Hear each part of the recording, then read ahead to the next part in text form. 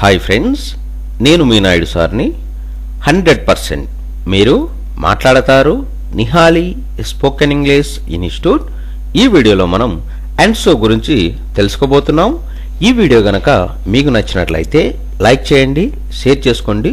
మీరు గనక మన నిహాలి స్పోకెన్ ఇంగ్లీష్ని మొదటిసారి చూస్తూ ఉన్నట్లయితే తప్పకుండా సబ్స్క్రైబ్ చేసుకోండి.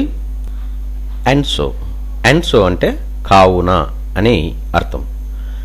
అండ్ సోను ఎలాంటి సందర్భంలో ఉపయోగిస్తామంటే, మనం మాట్లాడే మాటల సందర్భాలలో అందువలన అని చెప్పే సందర్భంలో మనం అండ్ సోను ఉపయోగిస్తాము. ఎగ్జాంపుల్ తీసుకున్నట్లయితే, the meeting was over and so we returned home. సమావేశం ముగిసినందున మేము తిరిగి ఇంటికి వచ్చాము.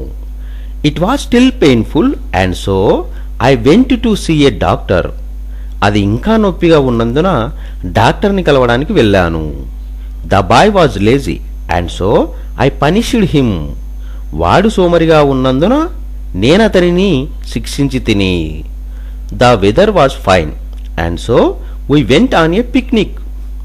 వాతావరణం ఆహ్లాదంగా ఉన్నందున మేము విహారయాత్ర చేశాము. She was not attractive and so she was not married. ఆమె ఆకర్షణీయంగా లేనందున ఆమెకు వివాహం కాలేదు.